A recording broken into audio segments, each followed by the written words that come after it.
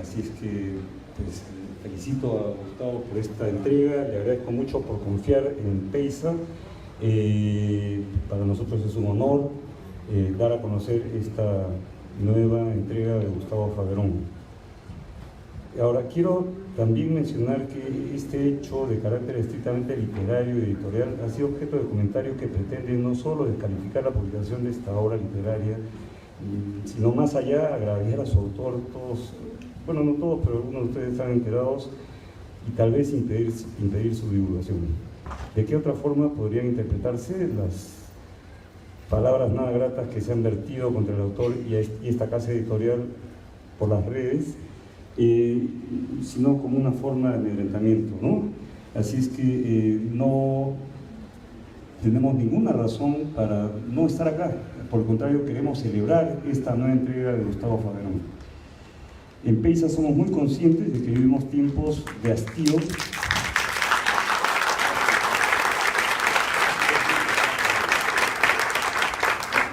En Peisa somos muy conscientes de que vivimos tiempos de hastío por la inoperancia de los sistemas de seguridad ciudadana, es decir, los sistemas que deberían garantizar la seguridad ciudadana, como el policial, el fiscal y el judicial. Todos estamos hastiados de ver esta calamidad en la que estamos inmersos. Y en particular, un sistema que debería garantizar la dignidad y la seguridad de la mujer. Desde este punto de vista nos contamos entre quienes reclaman un cambio drástico en la administración de justicia, de tal forma que se garantice la vida digna de todo ciudadano y en particular de la mujer peruana. Por esta razón decimos enfáticamente no al acoso, no a la vulneración de la dignidad de la mujer. Con el mismo apasionamiento defendemos el derecho a la libertad de expresión, la libertad de publicación y la libertad de empresa. Ningún derecho puede suprimir otros. No es posible pretender reivindicar los derechos de unos pisoteando los de otros. Por esta razón, hago una invocación a guardar la serenidad a quienes se han expresado contra Gustavo. No pueden conculcar o no pueden pretender conculcar su derecho a la libertad de expresión. Y no se puede vulnerar el derecho de esta casa editorial Peisa, un derecho que hemos ejercido felizmente a lo largo de 50 años, a divulgar la obra literaria de una persona que consideramos no solo un alto valor literario, sino además un ciudadano honorable que no tiene denuncia alguna en su contra y que por el contrario viene siendo víctima de un linchamiento sin fundamento. Este año, en el que Peisa cumple 50 años de trayectoria, reiteramos nuestro compromiso con la divulgación cultural a través del libro. Agradezco vivamente la participación de Carmen Ollé y de John Mulligan, quienes van a hacer los comentarios, también de Valerie Mares, que me ha entregado sus notas. Desgraciadamente no puede estar en este momento presente con nosotros, pero ha hecho su tarea y ya les voy a dar a conocer sus pensamientos, su versión de la lectura. Muchísimas gracias a todos ustedes por su presencia.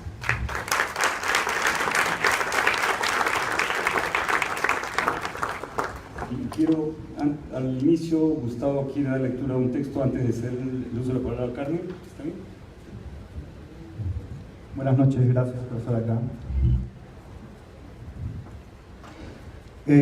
Cualquiera que me conozca sabe que yo no he venido aquí esta noche a ignorar la realidad y actuar como si nada extraño estuviera pasando.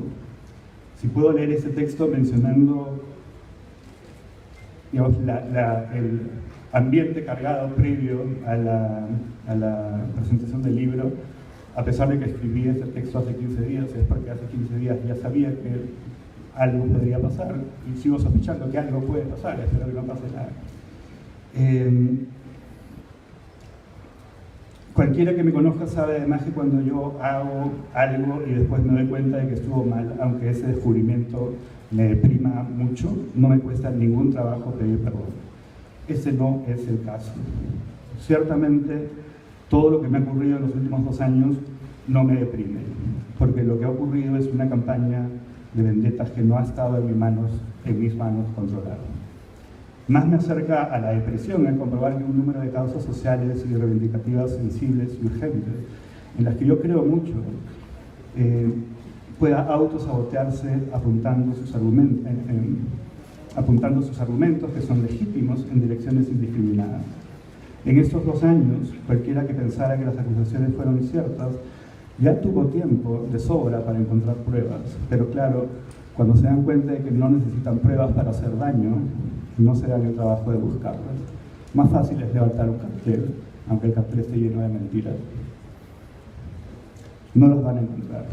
Buscar las pruebas nos forzaría a reconocer que no existen, y entonces la diversión de golpearme sin vergüenza a mí y a mi familia se les acabaría. ¿Para qué buscar la verdad si la mentira funciona mejor? En estos 2 años lo que yo hice no fue correr a buscar un abogado, porque odio a los abogados, porque nunca he tenido uno y porque no tenía nada de qué defenderme, y porque Dios nos salva a todos de entrar en la órbita de nuestro poder judicial. Lo que hice tampoco fue enterrar la cabeza en el suelo y esconderme, sino repetir las mismas convicciones que he tenido por mucho tiempo. Convicciones que repito aún sabiendo que callarme sería más fácil. Como sería más fácil, se imaginan los que siguen sentados, como sería más fácil... ¡Tocan a una! ¡Tocan a todas! ¡Tocan a una! Gracias, compañeras. Gracias. No es no. He dicho que no. ¿Qué parte no entendiste? La N o la O. No es no. He dicho que no. ¿Qué parte no entendiste? La N o la O. Chicas, queremos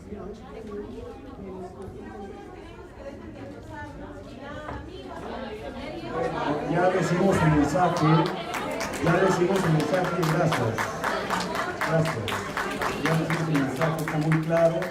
está muy claro y compartimos el mensaje, pero queremos seguir con la presentación. Este es un acto literario y editorial y no hay derecho a que interrumpan el derecho a la libertad de expresión.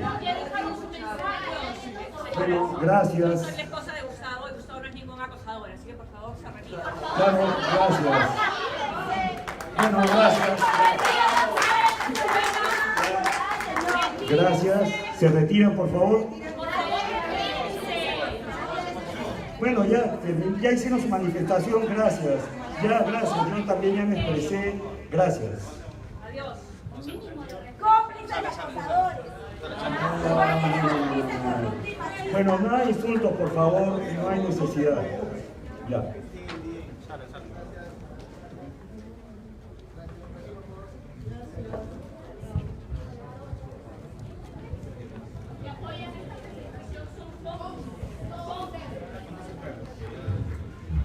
Navarro fuera.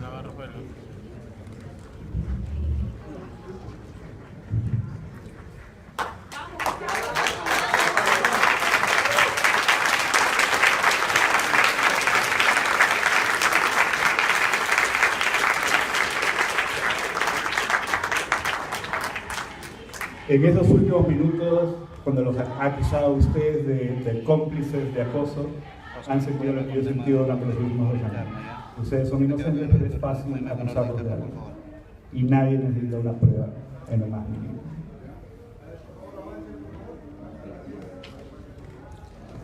Lo que hice entonces durante los últimos 2 años no fue enterrar la cabeza, fue seguir diciendo las cosas que he pensado.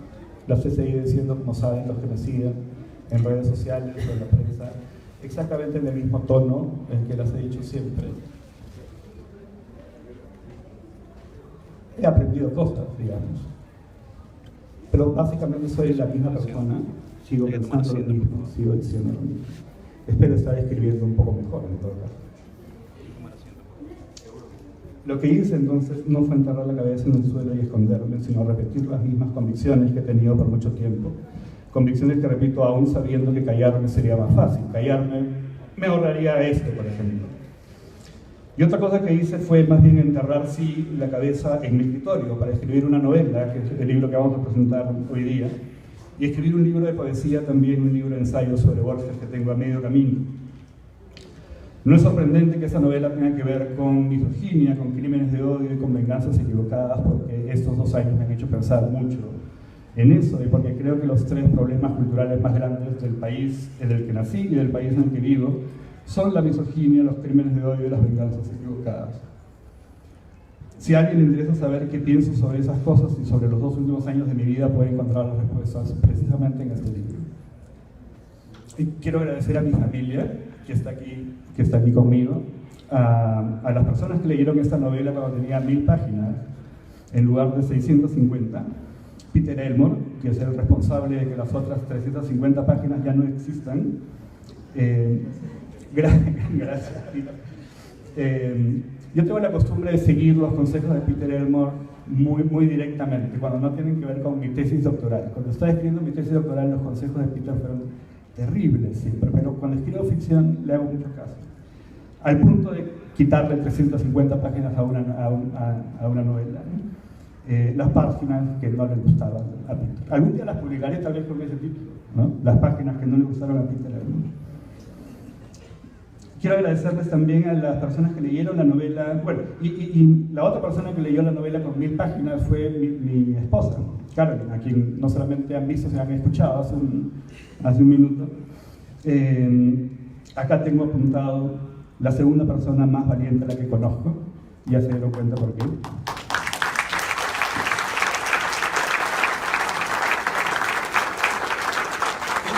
Y porque la primera persona más valiente a la que conozco es nuestra hija Zoe, que no puede estar aquí porque está soñando con historias más felices que las que hay en este libro en ese momento. Gracias a quienes leyeron la novela en las últimas semanas, no es una lista corta, Carlos Yoshimito, Diego Treyes, Karina Pacheco, Fernando Ampuero, Mónica Belevan, Alonso Cueto, Enrique Projasca, Carmen Bullosa, Carmen Ollé, Valerie Miles, Joe Mulligan, Carlos Sotomayor y de nuevo Germán Coronado. Mis novelas tienen más lectores antes de publicadas que después. Gracias otra vez a Germán y a Peisa, doblemente gracias después de escuchar a Germán hace unos minutos. Y porque además hay que ser valiente para sacar adelante una empresa como Peisa en un lugar como el Perú, que está ampliamente dominado por empresas infinitamente más grandes y con capitales que vienen de afuera y que se van afuera en muchos casos. No solamente porque además apuesta por escritores peruanos, eso lo hacen todas las editoriales probablemente, sino porque también apuesta por escritores en los que cree y porque sabe qué cosas no creer acerca de esos escritores. Me siento muy orgulloso de publicar por tercera vez en la mejor editorial peruana. Gracias a ustedes por compartir conmigo esta armónica y pacífica velada.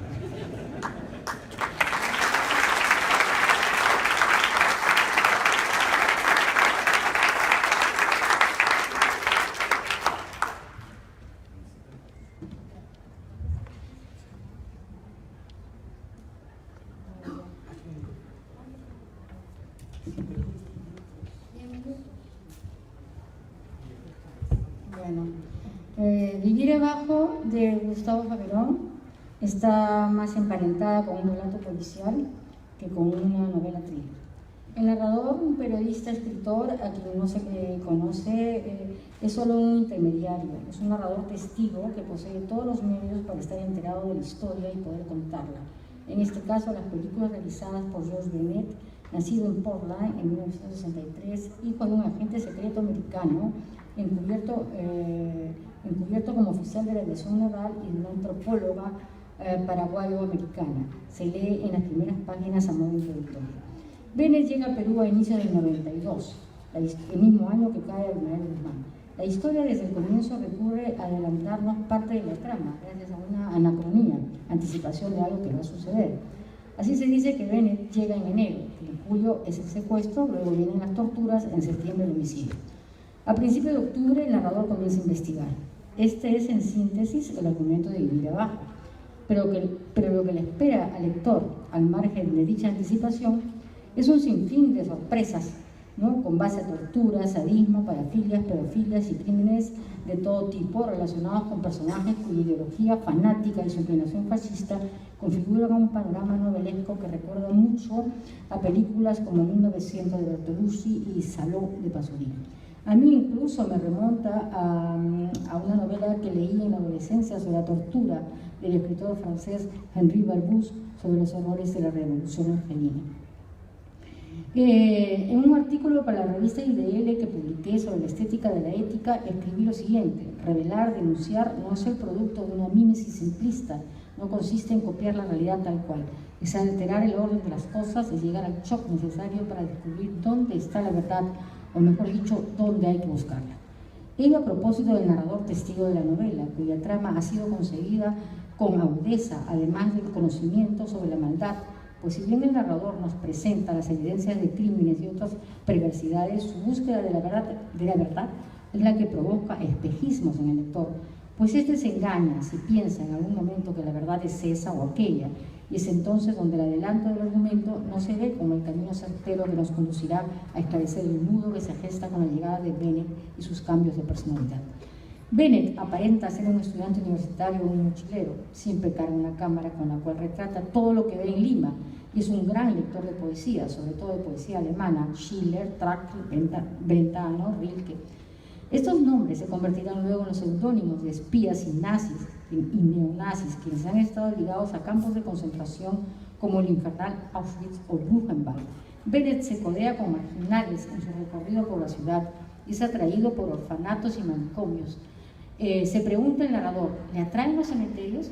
Y parece tener este hombre dos personalidades. Su comportamiento paranoico esconde un plan diabólico, aunque no sabemos cuál. En ello radica la expectativa creada por el autor. Lo irónico es que Bennett consigue un plan que tampoco lo llevará a la verdad, pues ese plan y los hechos que cometerá al realizarlo le reventarán en la cara.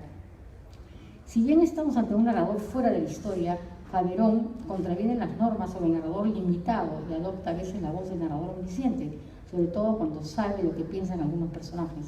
Aunque es un narrador que sigue un personaje, sin embargo sabe algunas cosas sobre él, pero no todo. Lo demás lo ha conseguido mediante documentos, cartas, películas, etc. Las interrogantes que siguen a un diálogo parecen a veces las indicaciones de un guión. No se afirma si el que habla está o no agitado. Existe esa posibilidad gracias al uso de los signos de interrogación.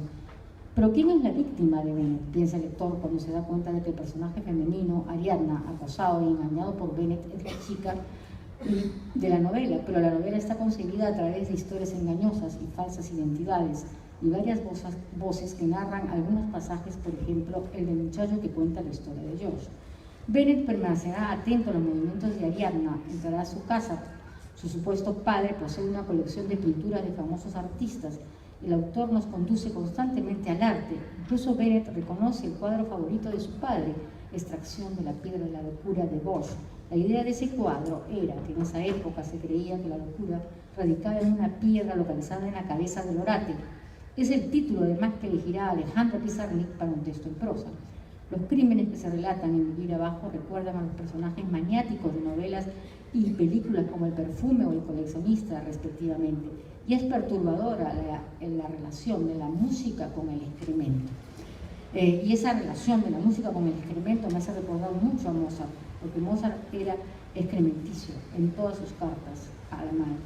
La estructura de Vivir Abajo está compuesta de varias novelas: Las cajas chinas, La historia de George y otras, pasajes donde el racismo se despliega con toda su fuerza malévola, ¿no? Se pueden registrar más de 100 novelas. La señora Richard lee como 6 novelas. En una de ellas se encuentra El hombre de la máscara en la mano, denominado ventríloco. Bennett también usa siempre una máscara de oso, como la que usaba su padre. En las historias, dentro de otras, al estilo de Las cajas chinas, ocurre de todo: violaciones, rapto de niños, pedofilia. Todas las novelas son turbulentas. En realidad son novelas que llegan en paquetes cada semana durante un año y están dirigidas al esposo de la señora Richard, Clayton Richard, profesor de biología en la Universidad de Maine, quien las recibe desde Valparaíso, en Chile, de una extraña librería Armas Antárticas. Clay ha presenciado los crímenes en la guerra de los Balcanes, en Serbia y en Bosnia. El envío proviene de un bosnio. Clay muere en 1981, fue soldado raso de la guerra de Yugoslavia y también fue asesinado. Vivir Abajo es una compleja urdimbre en la que dudamos o sospechamos de lo fabulado. Obedezca a una voluntad de crear misteriosos crímenes y no suspenso, pero en los que prevalece el fascismo y su vinculación con las artes. la poesía, la narrativa. Es imposible, no sé dónde está, es muy difícil, la poesía, la narrativa, es imposible no referirse al preconcepto de fascistas cultos. Siempre se ha creído que los nazis lo eran, que los dictadores más déspotas lo eran, pero en las investigaciones últimas que se han hecho, por ejemplo, se sabe que Himmler, uno de los creadores más sádicos de los campos de concentración nazis, había sido un criador de pollos, y eso lo preparó para los crímenes en serie que se realizaron en Auschwitz. Y Stalin no era ningún ejemplo de hombre sensible al arte tampoco. De hecho, su paranoia y la de quienes lo rodeaban enviaron a la muerte a muchísimos escritores. La lista es larga. La novela lo dice: Kim Il-sung asesinó a 1,5 millones en Corea, Pol Pot 2 millones en Camboya, Stalin a 23 millones, Mao a 78 millones, Pinochet no sé a cuánto, Sendero no sé a cuánto. En Sendero, un nazi con el nombre falso de Erich Schiller asesinó a muchos campesinos. Es muy difícil reproducir en un breve texto como el de una presentación los meandros de esa historia de historia, pero pese a la abundancia de personajes habría que dibujar un árbol genealógico para comprender bien el rol de cada uno. En Vivir abajo el interés no decae pese a la pedofilia, el maltrato infantil, los manuscritos y relatos interpolados, los padres sustitutos. Quizá el exceso de estas perversiones hace que se extrañe un claro en el bosque donde respirar un poco de aire fresco, pero entonces descubrimos el absurdo que surge a propósito de las casi 100 novelas que se fraguan dentro de Vivir abajo. Es una manera de sonreír en medio del horror, ya que la número 36 trata de un debate entre Borges y Nat King Cole, o la número 37, un pigmeo desentierra un cello en medio de la selva y con los años se convierte en un virtuoso, cuando en realidad se trata no de un cello sino de un violín. Pero la parte que puede convertirse en una especie de redención, si se quiere, es cuando George, hijo, piensa en la crueldad y se enternece ante la belleza desnuda de una muchacha raimunda y esta muchacha, para el enajenado George, representa la belleza desnuda en la cama, es la refutación del horror, el principio de una vida nueva, dice el narrador. Y aquí lo dejo porque son 10 minutos para darle paso a... Gracias.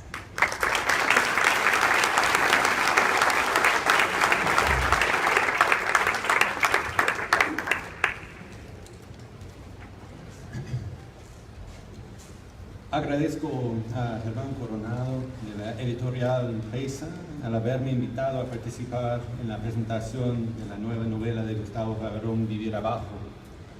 Como el autor es un intelectual de trayectoria conocida, me limitaré a comentar algunos aspectos estructurales de la novela, con la esperanza de que nos ayude a disfrutarla mejor.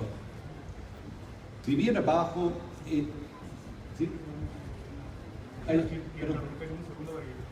Interrumpir un segundo porque no hemos presentado a Joe, a Carmen. Todo el mundo sabe quién es Carmen Mollé.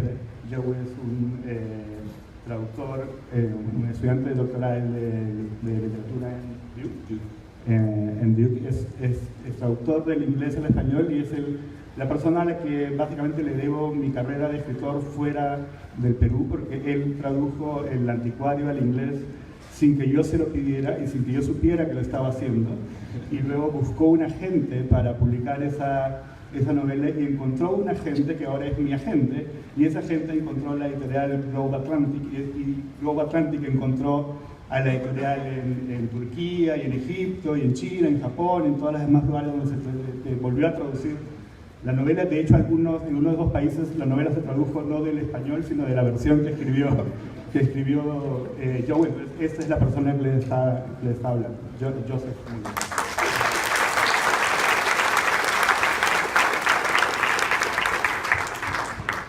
Como decía, Vivir abajo es un verdadero combinatorio. Su diversidad de técnicas narrativas, que incluye cartas, resúmenes de películas, estampas, conversaciones telefónicas, es una refrescante invitación a reevaluar el estatus de la parodia en la narrativa actual y sobre todo respecto de las tradicionales novelas de espionaje y de terror. Ahora, debemos preguntar, ¿qué es la parodia? Recordemos que en su etimología, la parodia es un canto contrario y de ahí proviene su significado de ridículo, burla, mofa.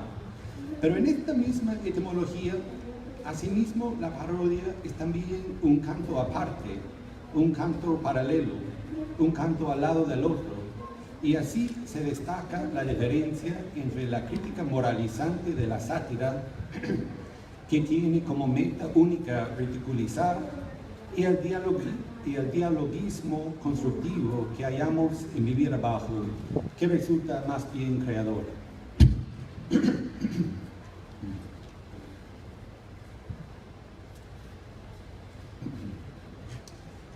En Vivir Abajo, la piedra de toque literaria es una atracción inmediata. Nos remite a la presencia de las novelas de Mario Lebrero, Roberto Bolaño, Mario Vargas Llosa e incluso hasta Manuel Puig. Más allá de las influencias de estos autores, la recurrencia de Faverón en el uso de la cita es de importancia capital, porque evoca un sentido de intrusión. Otra vez nos recuerda que el texto de la novela ha entrado en un diálogo, en una negociación y, por qué no, en una batalla con textos ajenos, muchas veces no literarios, cuya relevancia para la narrativa, a primera vista, parece incoherente o tal vez mutable. En el transcurso de la novela, sin embargo, muchas de estas citas pierden su volatilidad sintáctica y asumen una función claramente operativa. Pero la sensación inicial que abruma al lector es la de la desconfianza, de la sospecha, del recelo. Yo confieso que sería mentira si no dijera que muchas veces escruté las citas en busca de códigos cifrados, como los acrósticos disparatados que a Gustavo se le ocurrió sembrar en el anticuario. Si hablo del uso de la cita en Vivir Abajo como dialogismo y como batalla, no es porque en la intrusión veo un objetivo de destrucción generadora. Al contrario, los catálogos de estampas, anécdotas, relatos contados dos veces e insertados en la narrativa global me parecen funcionar por medio de la adyacencia y de la contigüidad. Así, la prosa adquiere su cualidad expansiva, su movimiento centrífugo que tanto contribuye al estilo de la novela, porque certifica lo fantástico de explicar el porqué de los eventos de terror estrafalario. Pero si este sentido de expansión sirve de algún modo para aclarar el texto de la novela, creo que se debe entender como parte integral de la densidad de la prosa, o mejor, de su verticalidad que resulta de numerosas superposiciones de las mismas historias contadas múltiples veces por distintos personajes y de los diferentes grados de confianza que podemos atribuir a cada uno de los narradores. Estas superposiciones desafían la usual estrategia lineal que motiva la lectura de una novela. El lector siente la exigencia de volver a una anterior versión de una estampa o de una anécdota o de la primera iteración de la misma historia para comparar, averiguar, buscar pistas, siempre invadido por la profunda y desconcertante duda de que, después de todo, tal vez no haya ningún misterio que resolver. Esta duda que se filtra en los capítulos de la novela nos ayuda a entender el proyecto de Faverón en el registro de lo fantástico. Tal vez es exagerado decir que Vivir Abajo es una novela fantástica. Tampoco podemos ignorar ciertos elementos innegables que pertenecen a este género. Podemos entender lo fantástico como una vacilación cargada de incertidumbre que uno experimenta ante un evento inexplicable. Enfrentado con un evento fantástico, uno se ve obligado a decidir si es víctima de su propia imaginación, o de una demencia, o de una ilusión, o si, por lo contrario, el evento obedece a ciertas leyes de la realidad que este lector desconoce. La vacilación entre la fe total y la incredulidad completa anima lo fantástico, pero esta vacilación no dura para siempre. De hecho, Si nos exigieran nuevas leyes para explicar este evento, diríamos que estamos en el mundo de lo maravilloso. Pero si las leyes de la realidad permanecieran intactas y con ellas el evento sí se puede explicar, ya estaríamos en el mundo de lo insólito. Es cierto que algunas veces lo fantástico de vivir abajo acaba en lo maravilloso, como es el caso del desencuentro supernatural entre sus personajes Claire Richards y Miroslav Balzorin, pero su predilección mayormente está en lo insólito, y a mi parecer este es su mayor logro. Por ejemplo, esa máscara de oso que el protagonista usa antes de dormir y también antes de torturar a sus víctimas se origina insólitamente en una historia sinceramente tierna y dulce. Además, nos enteramos que su primer dueño en la ficción fue nada menos que el célebre poeta norteamericano Robert Frost. He ahí lo que es lo insólito. Lo que quiero decir con esta caracterización es que vivir abajo nos ofrece en la actualidad un robusto ejemplo de la potencia de la parodia. Una que otra vez Faverón nos prepara una emboscada ideológica, una intertextualidad inaudita, un planteamiento que nos causa terror o risa o arrepentimiento y luego duda y después curiosidad. Por ejemplo, así entiendo la aparición del poeta boliviano Jaime Sáenz en la novela de Faverón. Sáenz es pintado como poeta místico de la interioridad, un superhombre nistiano del altiplano, profeta alcohólico que vaticina verdades y también, paradójicamente, como colaborador de la CIA y participante del asesinato de Che Guevara.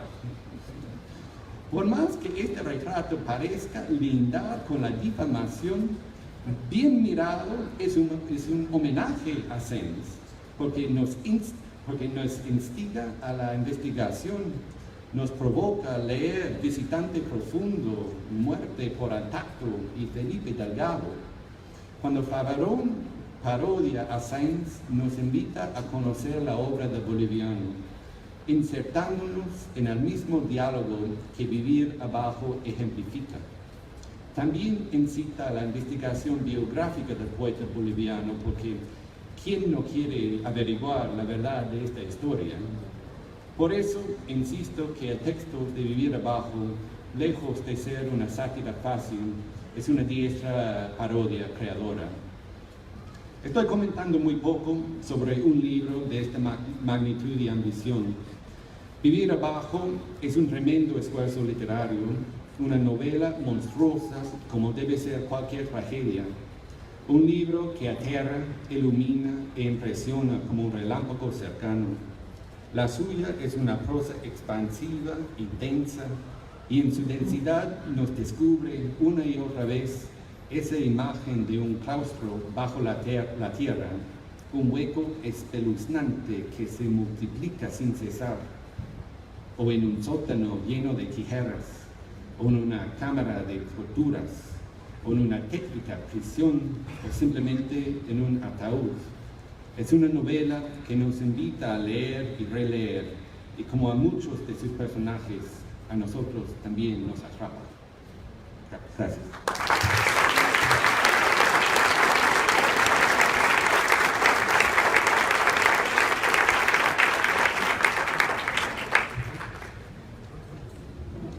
Muchas gracias, Carmen.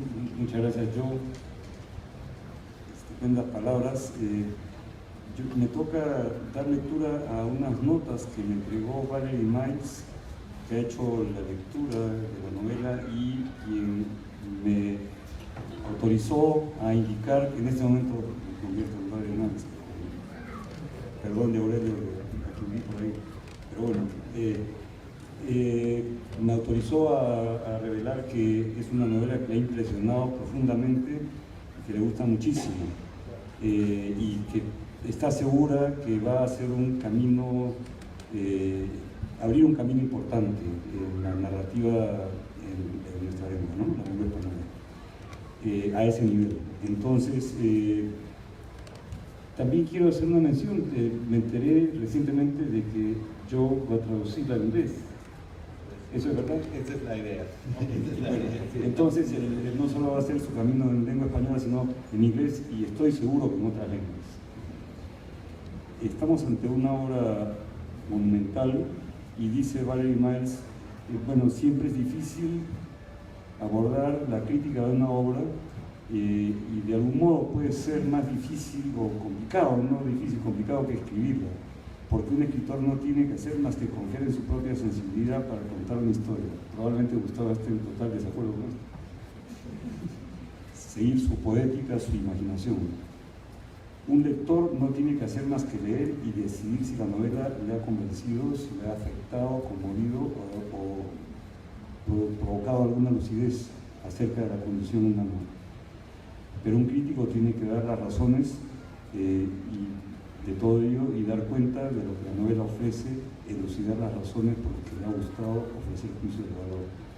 En un tiempo tan corto como el que se le había anunciado, que era aproximadamente 10 minutos, dice Valerie, es difícil abordar en profundidad una obra como esta, de manera que, dice Valerie, ofrezco algunas pinceladas según me ha parecido con una primera lectura de esta novela.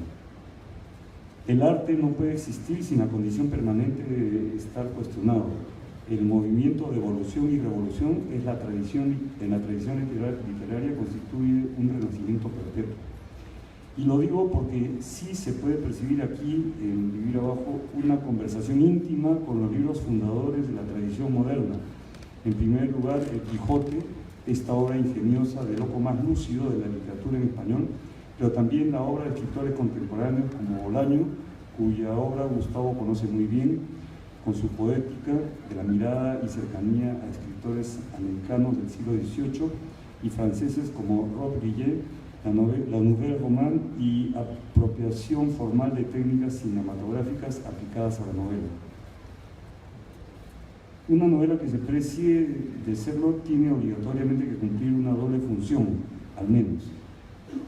Seguir la larga marcha de las letras de la antigüedad, pero también ser un reflejo del espíritu de su tiempo, tanto por la temática como por la mímesis de la realidad, y no meramente en el sentido aristotélico, sino que analógicamente, formalmente, como uno de estos artefactos nabocovianos que menciona en su novela Invitación a una ejecución, los nonons, que a la vista parecen objetos pavorosos, sin dimensionalidad, imposibles, hasta que no estén reflejados en un espejo deformante que nos permite de repente vislumbrar su contorno, distinguir las sombras que lo conforman y de repente hay un destello de reconocimiento del objeto en sí.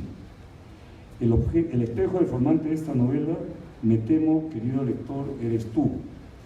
El ojo que mira a través de la lente, hipócrita lector, hermano, eres también tú. Y en Vivir Abajo destaca la audacia formal, sobre todo en esta renovación formal de los viejos tópicos literarios como son el bien y el mal, la locura, la identidad, algo que vemos en estas dos biografías tan posibles como imposibles, como las que abre la novela, a las que se ha referido Joe Mulligan y antes Carmen. Y aquí tanto la física como la metafísica y las posibilidades de juego que aún tienen los dos ejes fundamentales de la literatura, que son el espacio y el tiempo. Solo con el título Vivir Abajo entendemos la sugerencia del eje vertical. Aquí en el árbol del conocimiento vamos a zambullirnos en la esencia rizomática como homología o resonancia simbólica de una forma lógica. Como decía Deleuze y Guattari en 1980, nos hemos cansado de los árboles como un diagrama primordial del pensamiento, como un símbolo biomórfico de lo humano.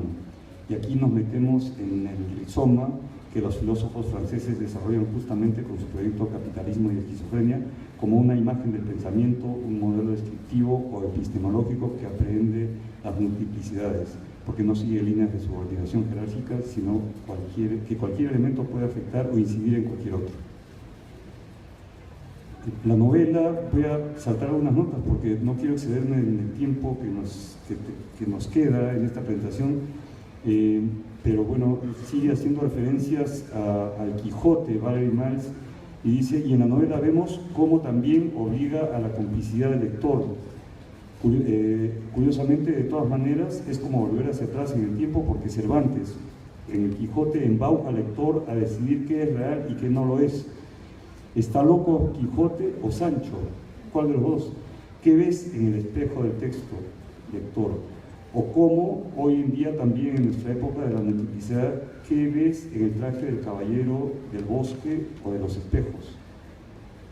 Esta novela es una meditación también sobre la poética de la mirada y la poética del oído, el lenguaje de Benjamin de Sans. La novela que él propone al lector vivir en el mundo y participar en la creación del futuro, teniendo un poco de confianza en el poder de la literatura, de describir a través de la imaginación la realidad. Y esta novela, de alguna manera, es una serie de ejercicios en los que los formalistas llaman extrañamiento. En la primera parte, el extrañamiento del cuerpo, de la mirada, de lo visible y lo invisible. En la segunda, el extrañamiento de un lenguaje, de estar en un lugar que no es suyo. Lo dejo ahí y entramos tal vez a una conversación con Gustavo.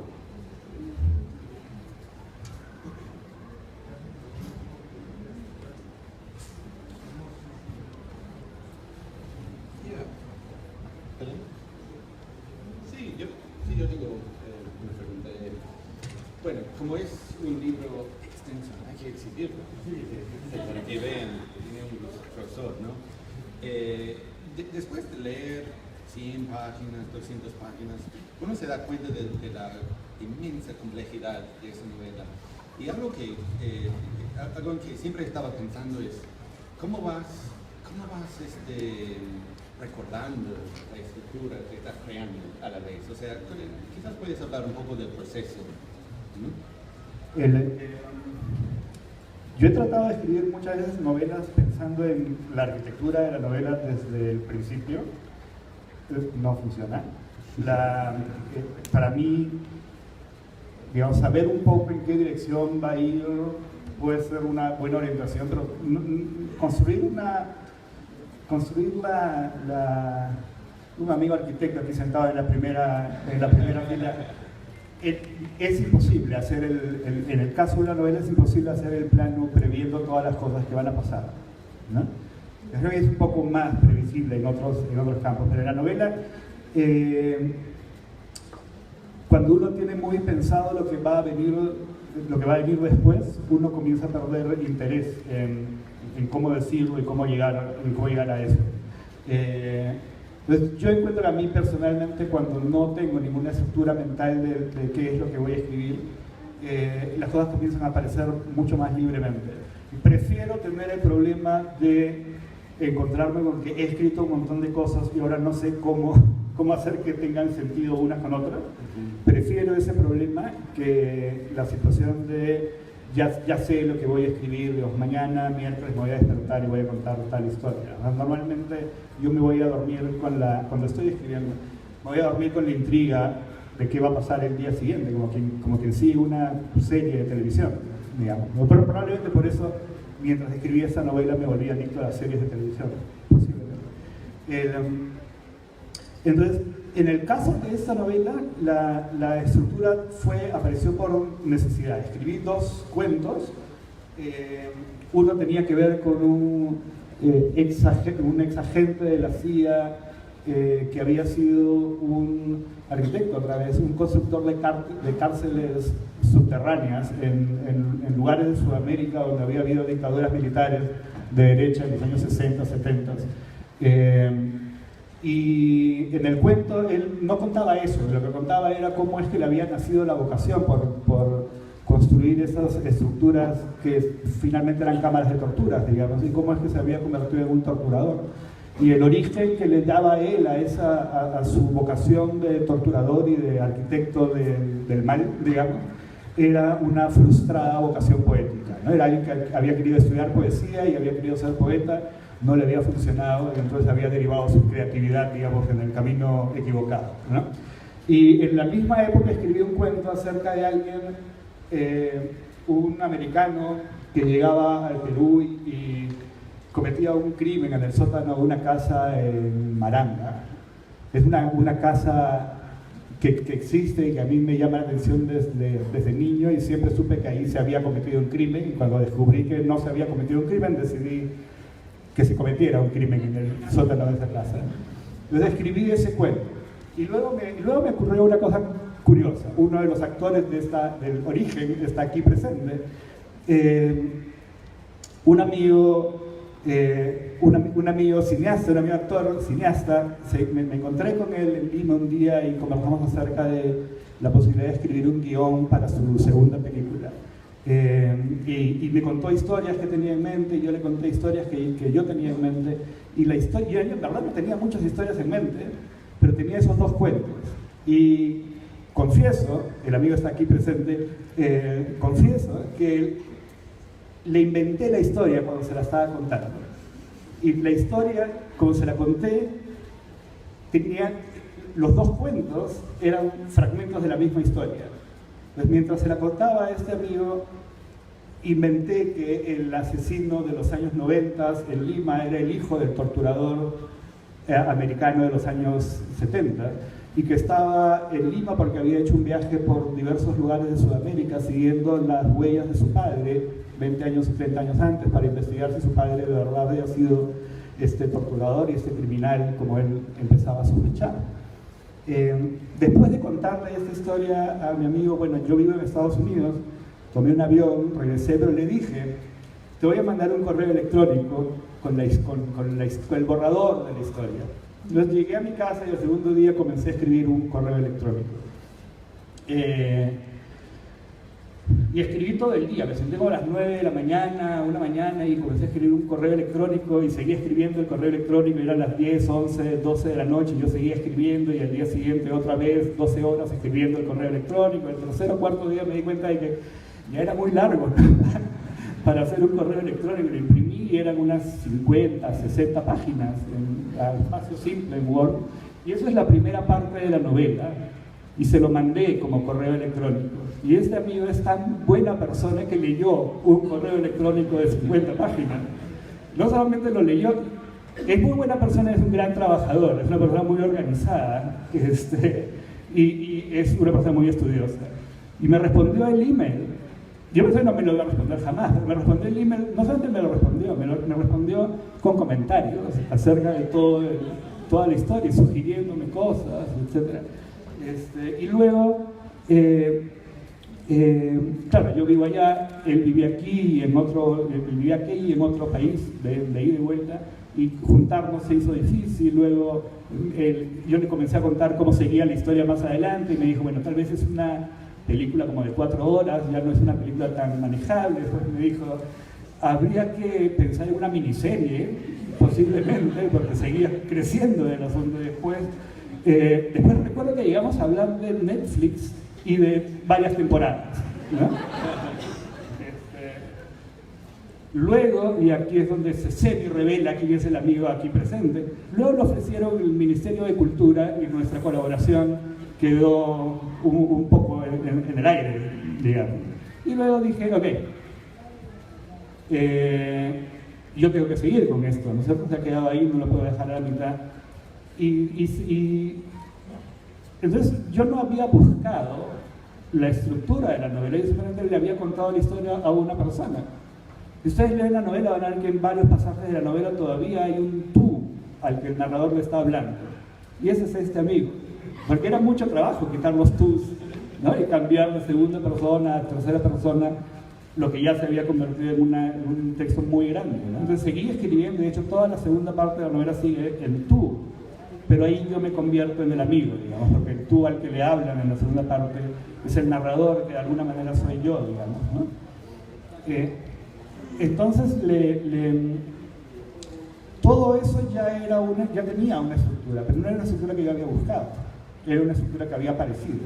Entonces yo lo único que podía hacer a partir de ahí era buscar otros blancos, digamos. ¿Qué otras cosas quiero que aparezcan en la novela? Quiero que aparezca esto, esto, esto, ok. Ahora, ¿cómo voy de aquí a allá? ¿No? Y la escritura, para mí, la diversión de la escritura, finalmente es muy divertido escribir.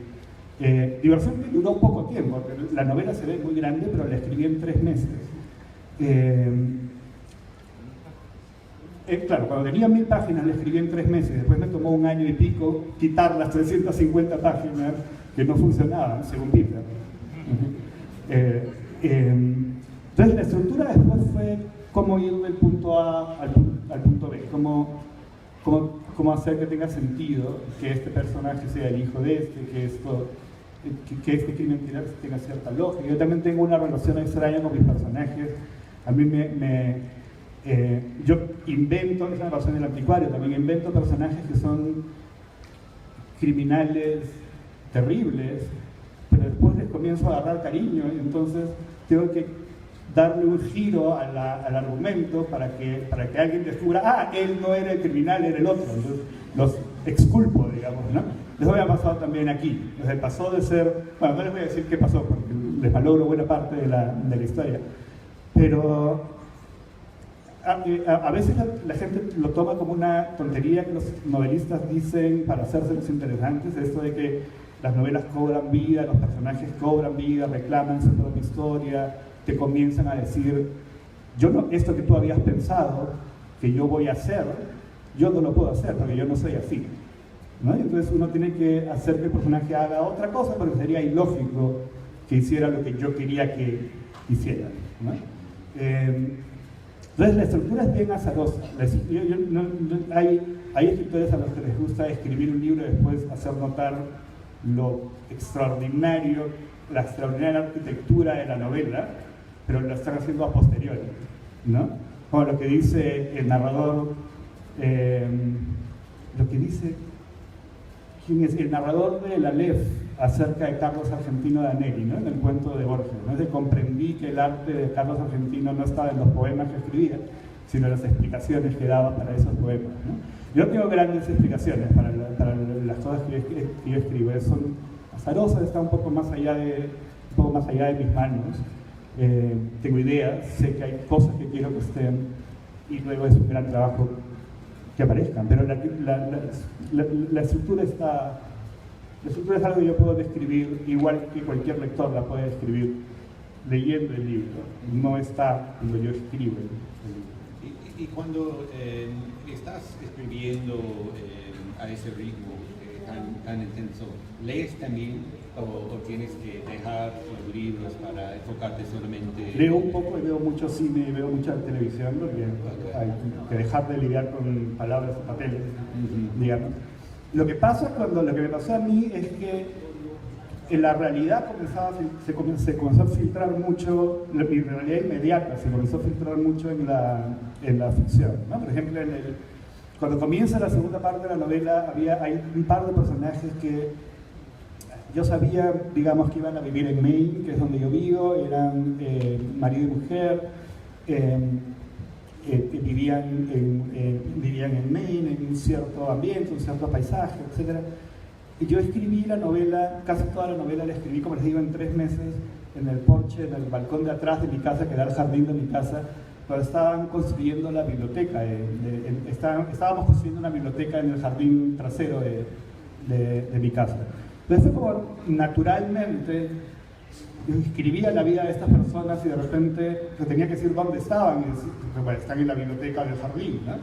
Es lo que estaban mirando, ¿no? La biblioteca es una cosa importante en la novela, el estudio donde esas personas conversan y pasan muchas cosas de la historia.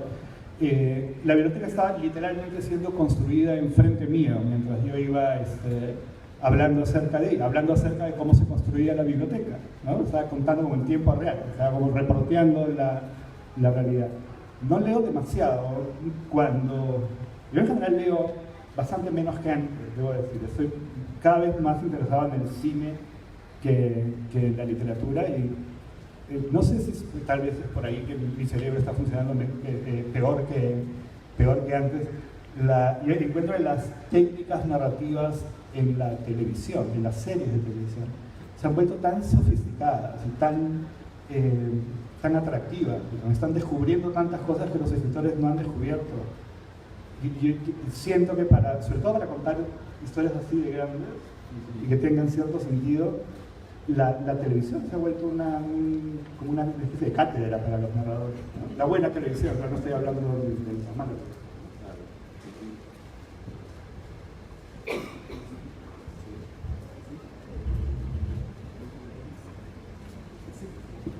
Nos están pasando un cartel, el tiempo se agotó, se acabó. Les agradezco mucho a todos por su presencia, le agradezco a Carmen Ollé, a Joe Mulligan por sus palabras, por la presentación que han hecho de la novela. También le agradezco a Valerie Miles, que no pudo estar presente, pero dio sus notas. Y muchas gracias a todos por su presencia, un gran camino a esta novela. Bueno.